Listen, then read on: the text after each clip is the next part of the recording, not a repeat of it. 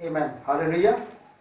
एक बार फिर से हम परमेश्वर के वचन में चलेंगे और हम निकाल लेंगे उत्पत्ति की पुस्तक, उसका 3रा अध्याय और उसकी 19वीं आयत को मैं पढ़ूंगा, जहां इस प्रकार लिखा हुआ है, और अपने माथे के पसीने की रोटी को खाया करेगा और अंत में मिट्टी में मिल जाएगा, क्योंकि तू उसी से निकाला गया है, तू मिट्टी तो है और मिट्टी में ही मिल जाएगा। एक और आयत को हम देखेंगे, अय्यूब की पुस्तक उसका 19वां अध्याय, अय्यूब उसका 19वां अध्याय, आमीन, और उसकी 25वीं आयत को देखेंगे।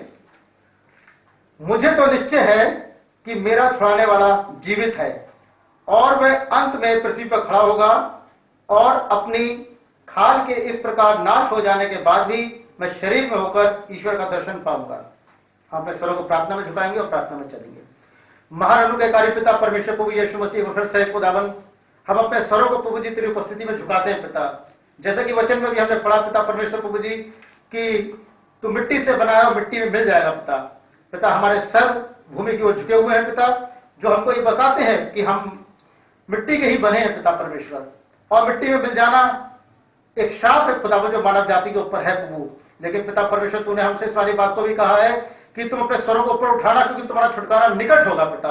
हम आशा करते हैं पिता परमेश्वर कि तूने हमारे लिए एक मार्ग को खोला है पिता परमेश्वर, जो हमें भूमि की मिट्टी से उठा के खुदावन हमको खुदावन तेरे राज्य में लेके जाता है प्रभु जी। वो मेरे परमेश्वर प्रभु, जबकि आज मैं तेरे वचन को प्रचार करने को जा रहा हूं परमेश्वर, और मैं जानता हूं प्रभु जी कि कोई भी मनुष्य इन वचनों को पढ़ सकता है पिता, इन प्रश्नों को पढ़ सकता है पिता परमेश्वर, लेकिन उसका दिव्य प्रकाशन देने वाले केवल आप हैं पिता।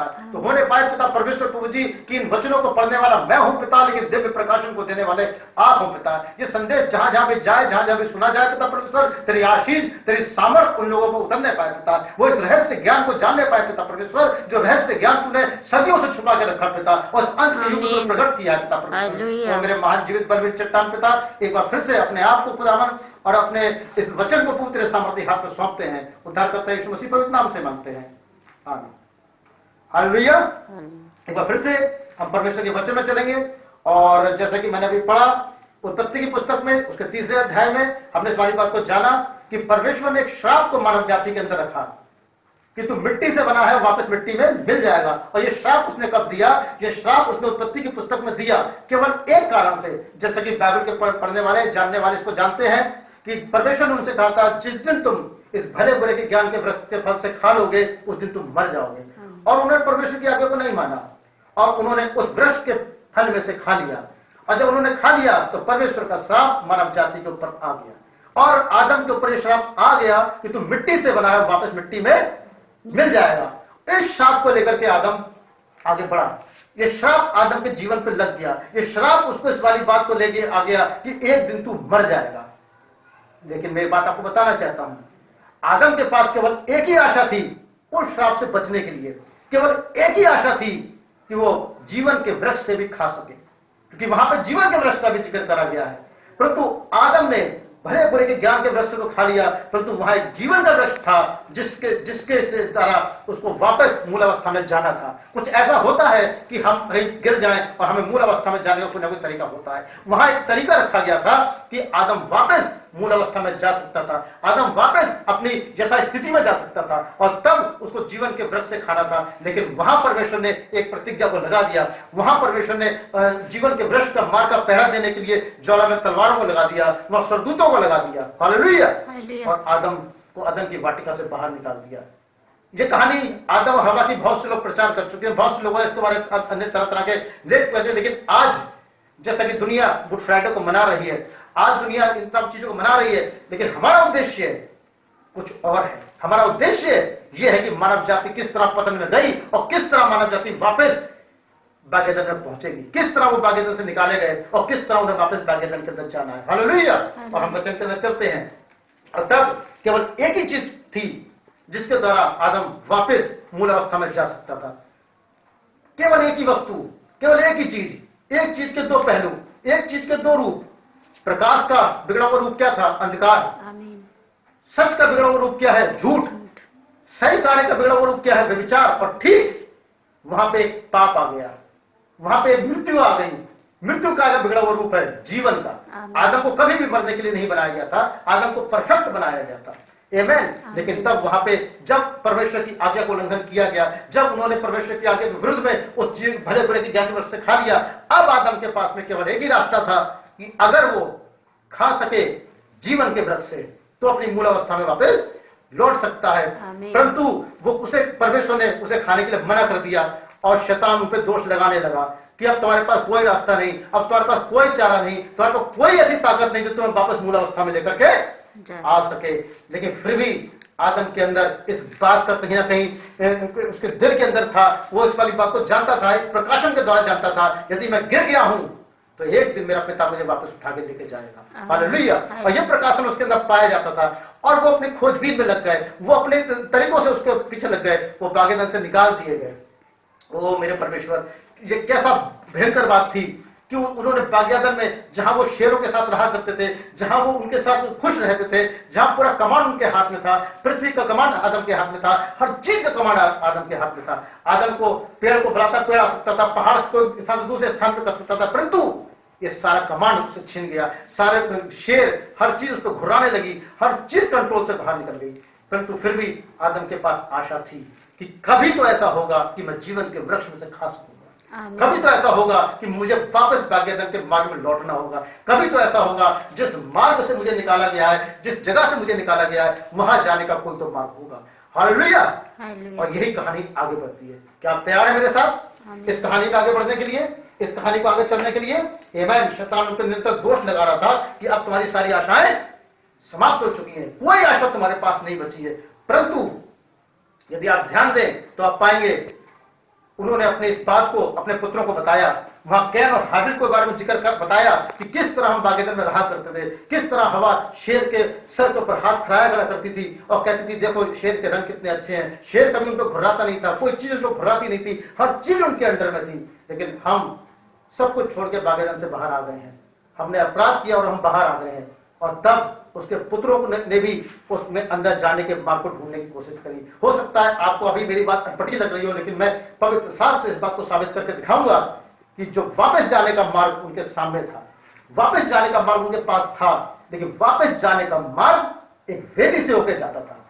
और हाबिल ने और कैन ने वापस जाने के मार्ग को ढूंढे निकाला और उन्होंने पा लिया कि वापस जाने का मार्ग एक वेदी से जाता था, वापस जाने का मार्ग पश्चाताप से जाता था, वापस जाने का मार्ग पश्चाताप से वेदी से गुजरता हुआ उस जीवन के वृक्ष पर जाता था। और इन बातों के लिए वो दोनों अपने अपने बलिदान को लेकर के आए। और कैन जो कि यही सोचता था कि मेरे माता पिता ने कोई फल खाया है, कोई सेब या नारंगी खाई है, जिस कारण वो पाप में चले गए हैं, और वो वेदी के ऊपर क्या लेकर के आया? अपने प्रकाशन के अनुसार वेदी के ऊपर वो फल और फ्रूट लेकर के आया। परंतु उसकी भेंट स्वीकार नहीं की गई। लेकिन हाबिल के पास यह प्रकाशन था कि मामला फल फ्रूट का नहीं है, अगर वेदी के अंदर जाने का मार्ग है तो वेदी के ऊपर लहू का चिन्ह होना चाहिए। हालेलुया। और हाबिल प्रकाशन के द्वारा जानता था कि जब तक वेदी पर लहू नहीं आता तब तक अंदर जाने का मार्ग नहीं खुल सकता। कोई और तरीका नहीं था, कोई और साधन नहीं था, कोई भी ऐसा तरीका नहीं था कि वापस जाने का मार्ग खुल पाता। आमीन। क्योंकि जीवन के वृक्ष के मार्ग का पहरा देने के लिए ज्वाला में तलवारें लगी हुई थी, वहां स्वर्गदूत लगे हुए थे, वहां हर चीज लगी हुई थी। कोई भी पाप की अवस्था में वहां तक नहीं जा सकता था। और परमेश्वर ने भी उसकी रक्षा इसलिए कर दी थी कि अगर मृत्यु के प्रवेश के समय वो जीवन के वृक्ष में खाता तो मृत्यु उसमें अमर हो जाती। लेकिन परमेश्वर पहले मृत्यु को हटाना चाहता था, फिर जीवन के वृक्ष के साथ उसे खिलाना चाहता था। लेकिन इस समय वो दोनों वहां चले गए और तब हाबिल की भेंट को स्वीकार किया गया। परमेश्वर ने इस बात को प्रमाणित किया, निश्चित तौर पर वापस जाने का मार्ग वेदी है और उस वेदी को लहू लुहान होना चाहिए, उस वेदी पे पश्चाताप होना चाहिए, उस वेदी पे लहू का छिड़काव होना चाहिए। और तब हाबिल की भेंट को स्वीकार किया गया। परंतु इस बात से कैन क्रोधित हो गया और कैन ने हाबिल को घात कर दिया। एक बार फिर वो मार्ग बंद होता प्रतीत हुआ, एक बार फिर उस मार्ग पर जाने का रास्ता बंद होता प्रतीत हुआ। परंतु शेत ने फिर उस मार्ग को ढूंढना चाहा। शेत फिर उस मार्ग को ढूंढने के लिए लग गया कि कैसे मैं उस मार्ग तक पहुंचूं, कैसे मैं उस जगह तक पहुंचूं जो जगह वापस हमें बागेदान में लेकर के जाती है, कैसे वो जगह हमको वापस जीवन के वृक्ष तक लेकर के जाती है। और शेत उसमें लग गया, शेत ने प्रारंभ किया। और बाइबल बताती है जब शेत ने आराधना करनी शुरू करी, तब परमेश्वर एक बार फिर से लोगों से बातचीत करने लगा, एक बार फिर परमेश्वर की मुलाकात लोगों से होने लगी, और करते करते ये मामला हनोक तक पहुंच जाता है, और अंत में हनोक उस मार्ग को ढूंढ निकालता है। ये एक अलग विषय है कि हनोक ने उस मार्ग को कैसे ढूंढ निकाला, कैसे वो उस मार्ग को ढूंढने की कोशिश करता है। लेकिन उसके बाद, हनोक के जाने के बाद, परमेश्वर ने उस युग को अंत करने की ठान ली, उस मैटर को बंद करने का ठान लिया, और तब परमेश्वर ने नूह से कहा, तू एक जहाज को बना। आमीन। एक जहाज को बना और अपने परिवार समेत उस जहाज के अंदर चले जा। इस पर मैं पहले प्रचार कर चुका हूं, दोबारा मुझे उसे बताने की जरूरत नहीं है कि क्यों परमेश्वर उसको नष्ट करना चाह रहा था पृथ्वी को। और तब नूह जो था वो जहाज के अंदर जाने लगा। नूह ने जहाज को बनाया, नूह ने उसके सब चीज को बनाया, उसके द्वार को लगाया, उसको एक मार्ग को बनाया, परंतु जब सब जहाज के अंदर चले गए तो उस मार्ग को, उस द्वार को बंद करने वाला स्वयं परमेश्वर था। ये बात नूह भी नहीं जानता था कि वो द्वार में प्रवेश कर तो रहा है, लेकिन वो द्वार में ही प्रवेश नहीं कर रहा था, वरन वो एक युग से दूसरे युग में प्रवेश कर रहा था, एक समय की समाप्ति से दूसरे समय की समाप्ति में प्रवेश कर रहा था। हालेलुया। और ये बिल्कुल ठीक बात है। जब जल प्रलय समाप्त हुआ, नूह जब बाहर निकल के आता है, जब नूह उस द्वार को खोल के बाहर निकल के आता है, तब एक युग समाप्त हो चुका था और दूसरा युग सीन पे आ चुका था। लेकिन फिर भी बात वही बनी हुई थी कि अदन में लौटने का मार्ग क्या है, जीवन के वृक्ष तक पहुंचने का मार्ग क्या है। वही जीवन का वृक्ष जो उनको मृत्यु पर जय प्राप्त करा सकता था, वही वृक्ष जो उनको जीवन के मार्ग तक लेके जा सकता था, परंतु वो लोगों की निगाह से बिखर गया, लोगों की निगाह से ओझल हो गया। हो सकता है मेरी बात आज कहानी की तरह लग रही हो, लेकिन आप 2 क्षण और रुके, मैं आपको सीधे वहीं तक लेकर के जाना चाहूंगा। हालेलुया। और बहुत प्रयास करते हुए, अथक प्रयास करते हुए, इन सब बातों करते हुए वे आगे बढ़ते चले गए, वे आगे बढ़ता चला गया, और उन्होंने बहुत कोशिशें करी, परंतु उस मार्ग को वो ना ढूंढ पाए। तब परमेश्वर ने अपने अनुग्रह के तले एक व्यक्ति को बुलाता है जिसका नाम अब्राहम था। हालेलुया। आज हमारे साथ भी ऐसे ही होता है, हम भी ऐसे ही हैं। हम भी सोचते हैं कि कहते हैं हम मृत्यु के अंधकार में चले गए, हम मृत्यु के उसमें चले गए, कोई मार्ग वापस नहीं रह गया, लेकिन कहीं एक मार्ग है, वो हम पे अपने अनुग्रह की दृष्टि को करता है। हो सकता है डॉक्टर्स ने कह दिया तुम मर जाने वाले हो सकता है डॉक्टर्स ने कह दिया कि तुम्हें कैंसर हो गया है, हो सकता है डॉक्टर तुम्हें मना कर दिया हो, लेकिन कहीं एक परम प्रधान डॉक्टर है, आमीन, जो हमें हर चीज से बचाने की सामर्थ्य रखता है। हालेलुया। और उसी परमेश्वर ने, उसी के सामने जब हमारे पास सारे रास्ते बंद हो चुके होते हैं, सारी आशाएं जा चुकी होती है, तब एक ही रास्ता बचता है, क्योंकि वो मार्ग परमेश्वर बनाता है और कोई मनुष्य उस मार्ग पे नहीं चल सकता। परमेश्वर के द्वारा बनाए गए मार्ग पे केवल वही चल सकता है जो उसके चुने हुए लोग होते हैं। बहुत से लोग उस मार्ग पे अपने तरीके चलना चाहते हैं, वो मार्ग तक नहीं पहुंच पाते, लेकिन हम आज विश्वास कर रहे हैं कि परमेश्वर ने स्वयं मार्ग को बनाया ताकि हम उस वृक्ष तक जा सके। हालेलुया। ओ हालेलुया। जैसे हम विश्वास करते हैं कि परमेश्वर ने एक बार फिर एक व्यक्ति को लिया जिसका नाम था अय्यूब। अय्यूब एक महान व्यक्ति था।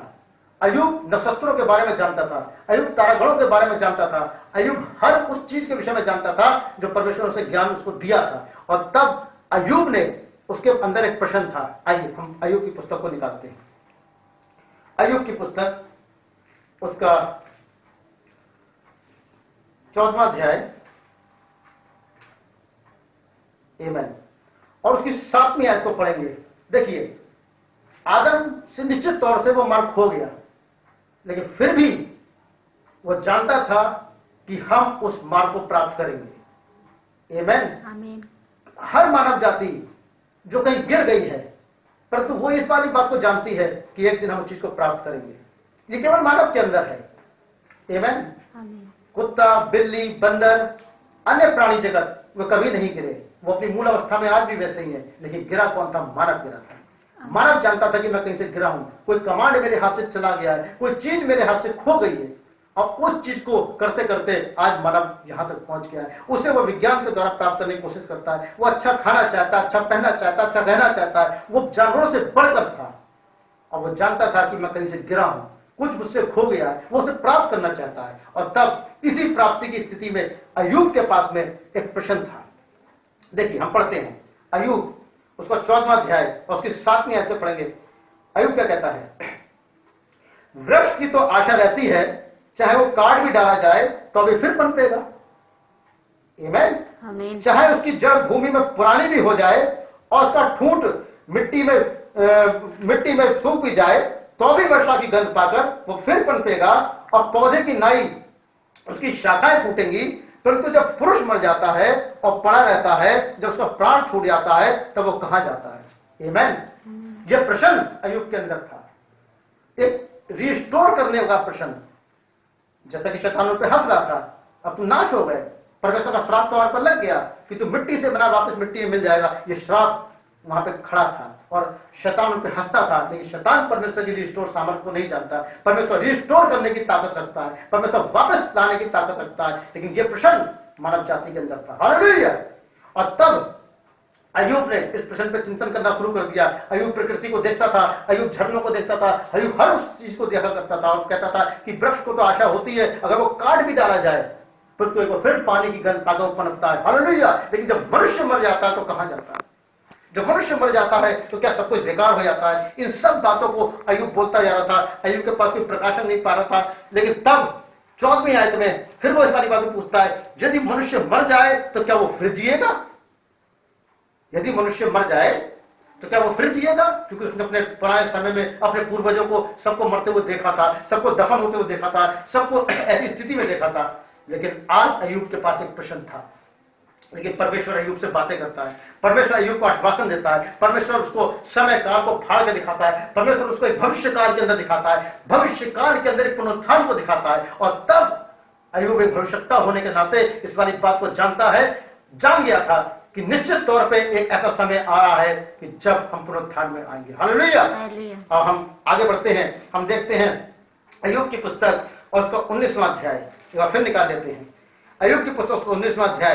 अब जो अय्यूब बोलने जा रहा था, उस समय वो एक मूर्खता की बात समझी जाती, उस समय वो ऐसी बात समझी जाती जो मनुष्य के दिमाग पर नहीं आती। उस समय वो एक ऐसी बात थी जिस पर लोग विश्वास ही नहीं कर सकते थे। लेकिन अय्यूब अपने प्रकाशन पे इतना अटल था, अपने प्रकाशन पे जो परमेश्वर ने उसको दिया इतना स्थिर खड़ा था कि वो उस मार्ग को ढूंढ निकालने के प्रयास में 50% तक बढ़ चुका था, मैं कहना चाहूंगा। और उसने प्रकाशन के द्वारा, उसने भविष्य के द्वारा, उसने अपने भविष्यताई नेत्रों के द्वारा वहां देख लिया था कि मानव कैसे दोबारा जीवित होगा। हालेलुया।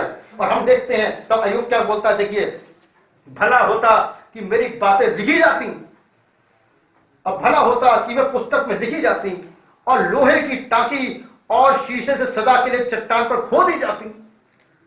अय्यूब अपने प्रकाशन पर कितना स्थिर था, इतना जबरदस्त स्थिर था कि जो दर्शन उसने देखा है, जो भविष्यवाणी को कर रहा है, जो वो आने वाले युग को वो देख रहा है, एक अद्भुत चीज को वो देख रहा है और इस वाली बात को ठोक के लिख रहा है, इस वाली बात को ठोक के कह रहा है कि मेरी बातें ऐसी लिखी जाती, मुझे तो निश्चय है। वो कौन सी बात थी जिसे वो ठोक के दम पे कह रहा था, जिसको वो प्रकाशन के साथ कह रहा था, जिसको वो आने वाले भविष्य काल के बारे में कह रहा था? वो क्या बात थी? मुझे तो निश्चय है कि मेरा छुड़ाने वाला जीवित है। हालेलुया।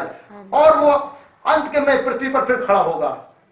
वो एक छुड़ाने वाले के विषय में बात कर रहा था, वो एक रिस्टोर करने वाले के विषय में बात कर रहा था। वो बात कर रहा था एक ऐसे जन के विषय में कि जो वापस इन सब चीजों को लेकर के आएगा, वापस उन्हें जीवन के वृक्ष तक लेकर के जाएगा, वापस मानव जाति को उसके मूल स्थान पर लेकर के आएगा।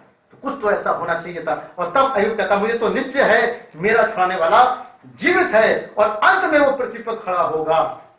आमीन। अंत समय की बात को देख रहा है। 4000 वर्ष पहले अय्यूब भविष्यवाणी के द्वारा, दर्शन के द्वारा एक दर्शन को देखता है कि किस तरह मानव जाति रिस्टोर की जाएगी, किस तरह मानव जाति पुनरुत्थान में जाएगी, किस तरह समय बदलेगा, किस तरह क्या होगा। और तब वो कहता है, और शैतान फिर खड़ा होकर हंसता है, अय्यूब तू कैसी मूर्खता की बातें कर रहा है?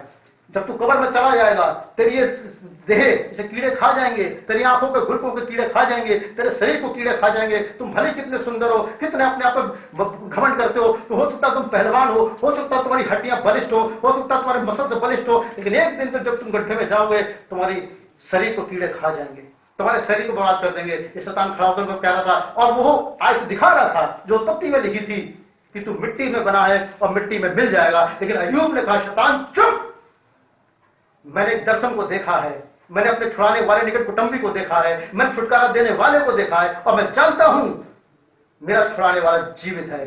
चाहे इस खाल को नाश करने वाले कीड़े भी खा जाए, तभी इसी देह में होके मैं अपने परमेश्वर के दर्शन करूंगा। हालेलुया। आमीन। और इस बात को, इस भविष्यवाणी को उसने इस पुस्तक के अंदर रख दिया। इस पुस्तक के अंदर रख दिया कि एक समय काल ऐसा आएगा, एक युग ऐसा आएगा, एक समय ऐसा आएगा जब मेरी भविष्यवाणी के वचन पूरे होंगे। एक समय ऐसा आएगा हम वापस उस मार्ग को ढूंढ लेंगे। एक समय ऐसा आएगा हम जीवन के व्रत के पास तक जाएंगे। और मेरे भाई बहनों, मैं आपको बताना चाहता हूं, अपने इस संदेश को मैं 3 भागों में डिवाइड कर रहा हूं। पहला भाग मैं आज बोल रहा हूं, दूसरा भाग मैं रविवार की सुबह बोलूंगा, और तीसरा भाग जो जबरदस्त भाग है वो मैं आगे बोलूंगा। हालेलुया। आज मैं केवल दफनाए जाने के विषय में बोल रहा हूं, आज मैं केवल गाड़े जाने के विषय में बोल रहा हूं, आज मैं उन बीजों को भूमि में जाने के विषय में बात कर रहा हूं। और जब तक बीज भूमि में नहीं जाता, सड़गल नहीं जाता, वो अकेला रहता है, परंतु जब सड़गल जाता है तब बहुत सा बीज लेकर के आता है। आमीन। तब बहुत सा बीज लेकर के आता है। और ठीक शैतान नहीं जानता था कि वो बीज वहां जमीन में चले जाएंगे, वो बीज वहां दफन हो जाएंगे, वो बीज वहां चले जाएंगे, उनकी हड्डियां की राख भी ना मिलेगी। लेकिन एक दिन एक सूर्य का उदित होना होगा, एक दिन एक सूर्य का उदित होना होगा जो उन बीजों को वापस रिस्टोर करेगा, जो उन बीजों को वापस लेकर के आएगा। इस प्रक्रिया को शैतान नहीं जानता था। इस प्रक्रिया के विषय में शैतान अनजान था, लेकिन परमेश्वर के बच्चे इस प्रक्रिया के विषय में जानते थे। और उसने दर्शन के द्वारा इस चीज को देखा, और तब परमेश्वर ने एक व्यक्ति को बुलाया जिसका नाम था अब्राहम। आमीन। अय्यूब मर गया, अय्यूब दफना भी दिया गया, लेकिन उसकी भविष्यवाणी वहां पड़ी थी, उसका दर्शन वहां लिखा था, उसका लेख वहां लिखा हुआ था, जो उसने देखा था कि आगे भविष्य में क्या होगा। हालेलुया। तो मानव जाति निरंतर उस ओर बढ़ने का प्रयास करती रही जो वो जीवन के व्रत तक जाती रहे। मानव जाति धीरे धीरे बढ़ती रही, मानव जाति जाती रही, जाती रही, जाती रही, जाती रही, जाती रही, जाती रही, ताकि वो जीवन के व्रत तक पहुंच सके। हालेलुया। लेकिन वो जीवन के व्रत तक पहुंचने का मार्ग अभी तक कोई नहीं जानता था। नूह के समय वो मार्ग बिल्कुल समाप्त कर दिया गया था, कोई मार्ग के विषय में नहीं जानता था, सब लोगों से वो मार्ग अछूता हो चुका था। लेकिन अय्यूब ने एक भूमि के टुकड़े को वहां खरीदा, अय्यूब ने को एक भूमि के टुकड़े में दफन किया गया, अय्यूब अपनी प्रतिज्ञा के साथ में सो गया, अय्यूब अपने दर्शन के साथ में सो गया, अय्यूब अपनी भविष्यवाणी के साथ में सो गया। लेकिन उसका वचन एक भविष्यवाणी के तौर पर वहां जिंदा खड़ा था कि चाहे मेरी खाल को नाश करने वाले कीड़े भी खा जाए, तब भी इसी देह में होकर मैं अपने परमेश्वर के दर्शन करूंगा। हालेलुया।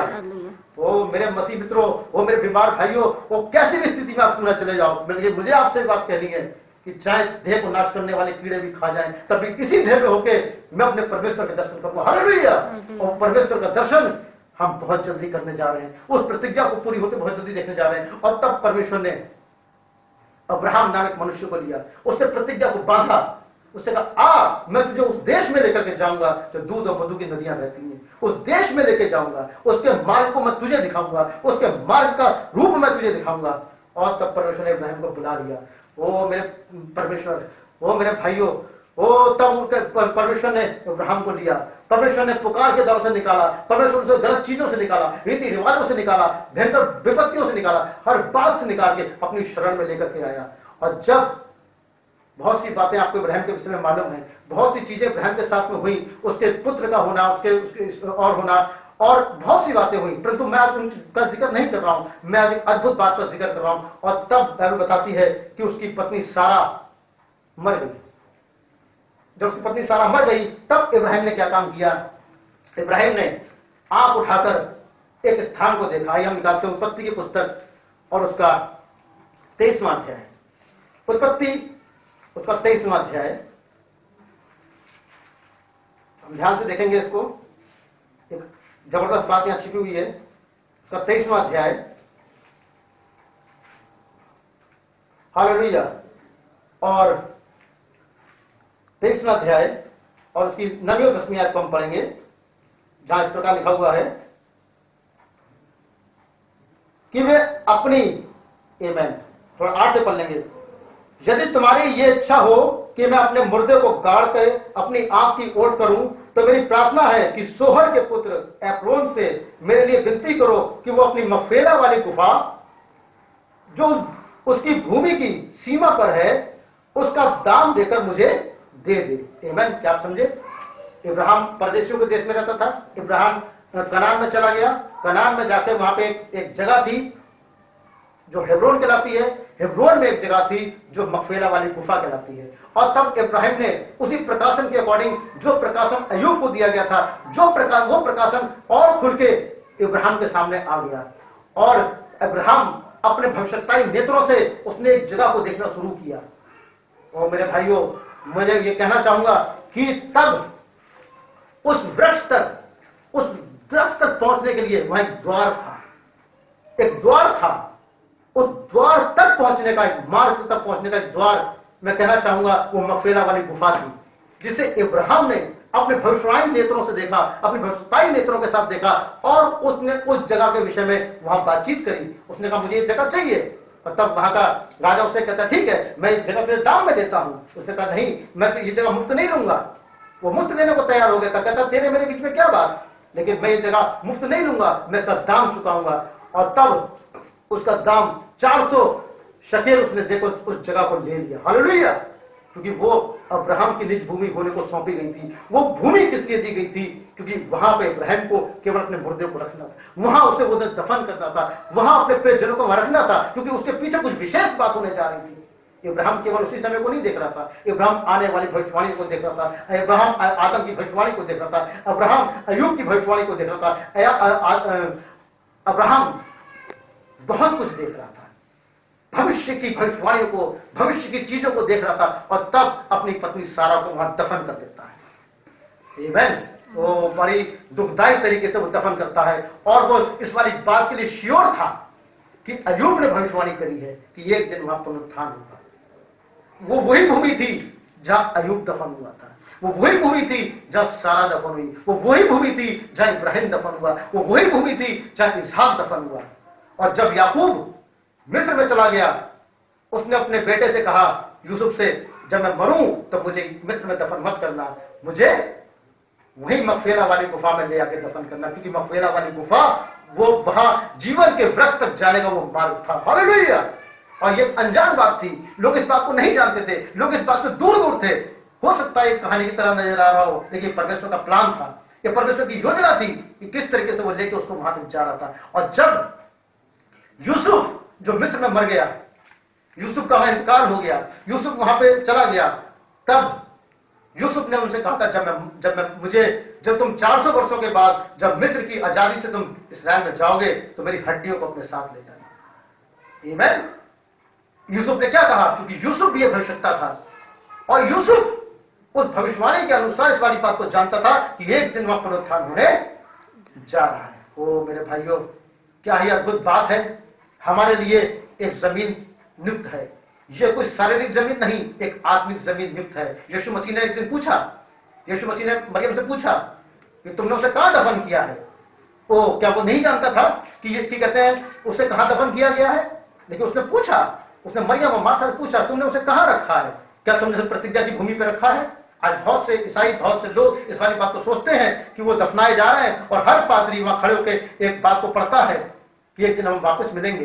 परंतु बात वही है, यदि तुम प्रतिज्ञा की भूमि में रखे गए हो तो एक दिन फिर अपने प्रियजनों से मिलोगे। यदि तुम प्रतिज्ञा की भूमि में नहीं रखे गए हो, तुम अपने पूर्वज इब्राहिम की भूमि में नहीं रखे गए हो, तुम उस वादा की गई भूमि में नहीं रखे गए हो, तो तुम कभी एक दूसरे से नहीं मिलोगे। लेकिन अगर तुमने अपने पूर्वजों की भूमि को रखा है, मेरा पूर्वजों से कहने का मतलब मेरा यही है कि अगर तुमने उसे प्रतिज्ञा की भूमि पर रखा है जहां पुनरुत्थान होना तय है, तो निश्चित तौर पर तुम उससे मिलोगे, अन्यथा उससे नहीं मिलोगे। और आज मैं यही कहना चाहता हूं, हमारे बहुत से भाई, बहुत से लोग जिन्हें शैतान अपने ऊपर अटैक करा, जिन्होंने जो किसी किडनी फेल कर दी, किसी के उसने कैंसर को डाल दिया, लेकिन मेरे भाइयों, अगर आप मेरे संदेश को सुन रहे हो तो मैं आपसे कहना चाहूंगा, घबराना मत। परमेश्वर ने आप जानता था कि मेरे पिता अय्यूब ने क्या प्रतिज्ञा करी है, हमारे पूर्वज के पास क्या प्रतिज्ञा थी। इब्राहिम जानता था इस चीज को। इब्राहिम ने उस जमीन को इसीलिए लिया, उसका उद्देश्य यही था कि वहां मैं अपने मुर्दों को दफन करूंगा। वो जानता था एक दिन परम प्रधान यहाँ पे आएगा, एक दिन परम प्रधान हमारे इसके लिए आएगा। वो जानता था कि अय्यूब ने क्या दर्शन देखा है, वो जानता था कि अय्यूब की क्या भविष्यवाणी है। और इब्राहिम अपनी भविष्यवाणी नेताओं से उस युग को देख रहा था। इब्राहिम ने उस जमीन को ले लिया अपने मुर्दों को दफन करने के लिए, अपने पूर्वजों को दफन करने के लिए, अपने आने वाली पीढ़ी को दफन करने के लिए। और वहां पे याकूब ने भी उसी दर्शन को उठा लिया, वो दर्शन जो इब्राहिम छोड़ के गया, उस दर्शन को दूत ने इसहाक को दे दिया। इसहाक वहां दफनाया गया, रिबका वहां दफनाई गई, वे सभी संत वहां दफनाए गए। और यहां तक कि याकूब ने भी उस जगह को देख लिया, उसको चिन्हित कर लिया। उसने कहा मेरी लाश को यहां मत दबाना, वरन मेरे को लेकर के वापस मिस्र में जाना। वो जानता था कि कहीं एक उद्धारकर्ता आएगा, कहीं एक मानव जाति में आएगा, एक परमेश्वर एक दिन देधारी होगा, परमेश्वर एक दिन मनुष्य बन के आएगा। और हमारे बीच डेरा करेगा। वो वहां पे इब्राहिम भी दफनाया गया, वहां यूसुफ दफनाया गया, वहां इसहाक दफनाया गया, वहां ये सब दफनाए गए और आने वाले भविष्यवक्ता वहां दफनाए गए। वहां पे सब लोग, पुराने नियम के संत, पुराने नियम के नबी, यशाया, यिर्मयाह वगैरह सब वहां दफनाए गए, क्योंकि सब जानते थे कि एक छुड़ाने वाला निकट कुटुंबी आएगा, एक छुड़ाने वाला व्यक्ति आएगा, एक व्यक्ति वो जो जीवन का वृक्ष उनसे खो गया है वो वापस जीवन का वृक्ष बन करके आएगा। हालेलुया! क्या आप मेरी बात समझ पा रहे हैं? वो जीवन का वृक्ष जो उनके लिए वहां रखा हुआ था, उस मृत्यु पे जाने के लिए, उन तलवारों को जो वहां लगाई गई थी, उस मार का पहरा देने के लिए उन्होंने उस स्थान को ढूंढने की कोशिश करी। वे मानव जाति से उस चीज में प्रवेश करना चाहते थे, वे अपने तरीकों से प्रवेश करना चाहते थे, लेकिन परमेश्वर ने उनके लिए मार्ग को बनाया। हालेलुया! वो मार्ग मानव अपने तरीके से बना रहा था, लेकिन परमेश्वर ने बाप दादाओं से थोड़ा थोड़ा करके वहां उनके साथ प्रकाशन को रखा। वो थोड़ा थोड़ा करके वहां आगे बढ़ रहे थे, थोड़ा थोड़ा करके वहां बढ़ रहे थे, लेकिन एक दिन परम प्रधान परमेश्वर स्वयं उतर के आ गया। उसने मानव जाति के बीच डेरा किया, वो मनुष्य बन के पृथ्वी पर आ गया और उसने कहा कि जो काम तुमसे संभव नहीं है वो काम मैं कर सकता हूं। मृत्यु के डंक को मैं कुचलना जानता हूं, मृत्यु के डंक को मैं तोड़ना जानता हूं, मृत्यु के को मैं परास्त करना जानता हूं। मैं वापस तुम्हें बागेदन में लेकर जाना चाहता हूं। वो मेरे भाइयों, मैं एक छोटी सी बात आपसे कहना चाहूंगा, इससे पहले कि मैं अपना अगला संदेश रिकॉर्ड करूं, इससे पहले कि मैं उन बातों को वहां बताऊं, मैं आपको बताना चाहूंगा, जब उसने आदम और हवा को बाहर निकाला, वो आदम ने कहा हम नंगे हैं, हम छिप गए, लेकिन परमेश्वर ने उनके लिए एक उपाय किया, परमेश्वर ने उनके लिए एक मार्ग को बनाया, परमेश्वर ने उनके लिए एक मेमने को वहां पर जिबा किया। वहां बहुत से प्राणी थे, वहां पर शेर भी था, वहां पर सब प्राणी जगत थे। एक बड़ी घटना वहां घट गई थी जब आदम पाप में गिर गया था।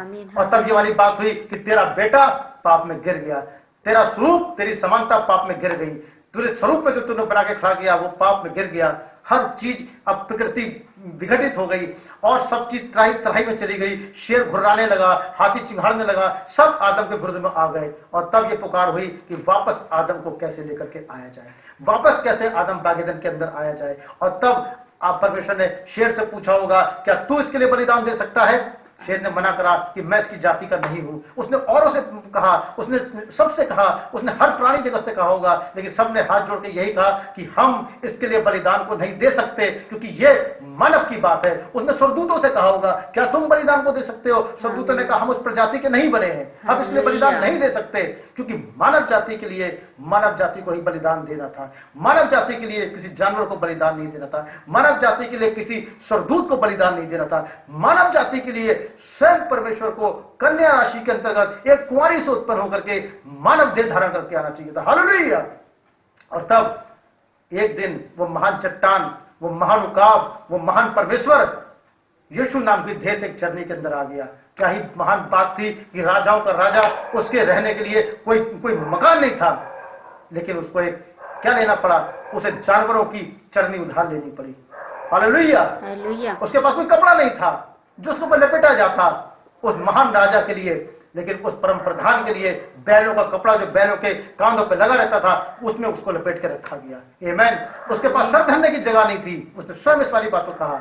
और उसके पास अपनी नाव नहीं थी, उसने किराए की नाव लेकर प्रचार को किया। मरने पर भी उसके पास में अपनी कब्र नहीं थी, उसने कब्र को भी उधार पे लिया। इतना सब कुछ मान होने के बावजूद भी वो हमारे लिए अपने प्राणों को दे दिया। ये कैसे उसने अपने प्राणों को दिया, कैसे उसने प्रतिज्ञाओं को पूरा किया, कैसे वो जीवन का वृक्ष बन गया, कैसे वो सीन पे आता है, कैसे वो आके कहता है मैं जीवन की रोटी हूं, मैं जीवन का वृक्ष हूं, मैं दाखलता हूं, तुम डालियां हो, जो मुझ में बना रहता है। उन्हें सारी बातों से प्रकट करके दिखा रहा था कि वो जीवन का वृक्ष जिसे तुम खो के आ गए थे वो कोई और नहीं, मैं था। इस बातों को मैं अगले उसमें लूंगा, इस बात को मैं अगले एपिसोड में लूंगा, इस बात को मैं अगले उसमें लूंगा, ताकि मैं इस संदेश को कंटिन्यू आगे लेके जा सकूं। इस मैसेज का बताने का मेरा केवल मतलब यही था कि सबसे पहले मानव जाति ने अपने मूल अधिकार को खो दिया। उस अधिकार को खो दिया जो पूरा कमांड आदम के हाथ में था। उस कमांड को केवल एक चीज के लिए, कि भले बुरे के ज्ञान के वृक्ष के फल से खाने के लिए उसने खो दिया। अब केवल एक ही उपाय था जो उसको वापस लेके जा सकता था, वो था केवल जीवन का वृक्ष। वो जीवन के वृक्ष की आशा में इंसानों से ढूंढता रहा, अपने तौर तरीकों में ढूंढता रहा, अपनी अपनी उपाधियों में ढूंढता रहा, अपने तरीकों में ढूंढता रहा, लेकिन वो मार्ग जो परमेश्वर ने बंद किया था उस मार्ग को केवल परमेश्वर ही खोल सकता था, क्योंकि वचन में ये कहता है उसके खोले को बंद नहीं कर सकता और उसके बंद किए को कोई खोल नहीं सकता। अतः उसने एक योजना बनाई, वो खुद अपने देहधारी हुआ, एक स्त्री के द्वारा पृथ्वी पर आया और तब उसने अपने बलिदान को दिया। उसने कैसे बलिदान को दिया, कैसे उसने युद्ध को लड़ा, कैसे वो जीवन का वृक्ष बना, कैसे वापस वो उनको लेके गया, इस बात को मैं अगले उसमें बताऊंगा। लेकिन बस मैं आपसे ये कहना चाहता हूं, अगर आज भी आप किसी परिस्थिति में हैं, किसी बीमारी में हैं, किसी ऐसी बात से निरंकुश हो चुके हैं, किसी ऐसी बात से हताश हो चुके हैं, किसी ऐसी बात से जो आपकी समझ में नहीं आ रही है और आप सोचते हैं सब कुछ खत्म हो गया, तो मेरे भाई बहनों ऐसा नहीं सोचना, क्योंकि अभी भी एक मुमकिन आशा है, क्योंकि तुम्हें दाम देके मोल लिया गया है, तुम्हारा दाम चुकाया गया है, तुम मुफ्त में नहीं लिए गए हो, तुम्हारे लिए एक महान दाम चुकाया गया है, तुम्हारे लिए लहू को बहाया गया है, तुम्हारे लिए मसीहा स्वयं परमेश्वर मसीहा बन के आ गया है। कोई जानवर ने तुम्हारे लिए लहू नहीं बहाया, किसी स्वर्गदूत ने तुम्हारे लिए लहू नहीं बनाया, वरन स्वयं परमेश्वर ने मानव बन के तुम्हारे लिए लहू को बहाया है। वो तुम्हारे लिए खुद मार्ग बन के आ गया है। आमीन, हालेलुया। और मैं इसको अंत में समाप्त करते समय किससे पहले कि मैं दूसरा संदेश रिकॉर्ड करूं रविवार की प्रातः, लेकिन इस शाम मैं आपसे ये कहना चाहता हूं, एक समय हम एक कहानी को देखते हैं जो बर्तमई की कहानी थी। बर्तमई एक अंधा व्यक्ति था, वो दो पिंडुकों के द्वारा अपना खेल दिखाया करा करता था। बर्तमई के पास में एक मेमना था।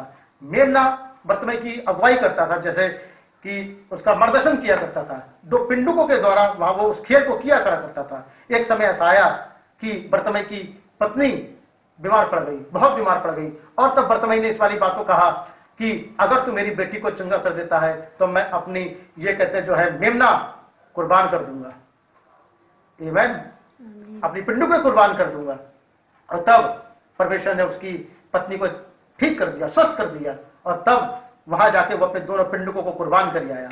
परमेश्वर आकाश के झरोखे खोल के इन चीजों को देख रहा था। परमेश्वर इन सब चीजों को मत देख रहा था। एक दिन बर्तमई फिर उसकी बेटी बीमार पड़ गई, बहुत विकट बीमार पड़ गई, और तब बर्तमई को ने परमेश्वर से प्रतिज्ञा बांधी, हे परमेश्वर, यदि तू मेरी बेटी को चंगा कर देता है तो मैं अपना मेमना इसे भी कुर्बान कर दूंगा, अपनी पिंडुक इसे भी कुर्बान कर दूंगा। वो दोनों चीज उसने परमेश्वर के लिए कुर्बान कर दे। और तब उसकी बेटी जब चंगी हो गई तो वो बर्तमई अपने मेमने को कुर्बान करने के लिए जा रहा था। रास्ते में उसे कैफा महायाजक मिला। उसने पूछा, हे बर्तमई, तुम कहां जा रहे हो? तुम अपनी जीविका तो पहले कुर्बान कर चुके हो, अपनी पिंडुक कुर्बान कर चुके हो, अब तुम मेमना भी कुर्बान करने जा रहे हो? ये मेमना तो तुम्हारा रक्षक है, ये मेमना तुम्हारा मार्गदर्शक है, ये मेमना कुर्बान करके तुम क्या करोगे?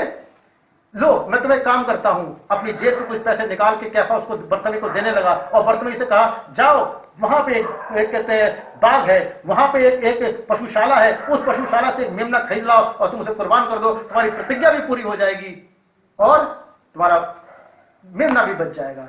और तब बर्तमई ने कैफा से कहा, तुम्हारा उपाय बहुत अच्छा है, तुम्हारी समझ बहुत अच्छी है, लेकिन मैं ये कहना चाहूंगा कि बर्तमई ने यूं कहा कि अपनी समझ का सहारा मत लेना, वरन संपूर्ण मन से परमेश्वर पर भरोसा रखना। हे कैफा, मैंने परमेश्वर से उस मेमने के लिए नहीं, वरन इस मेमने की प्रतिज्ञा करी है कुर्बान करने के लिए। हालेलुया। और तब बर्तमई ने उस मेमने को भी कुर्बान कर दिया। उसकी जीविका चली गई, उसका मार्गदर्शन चला गया। और तब जब परमेश्वर आकाश के झरोकों में से देख रहा था तो परमेश्वर ने क्या करा? उसके लिए अपना मेमना प्रभु यीशु मसीह को जमीन पे भेज दिया। हालेलुया।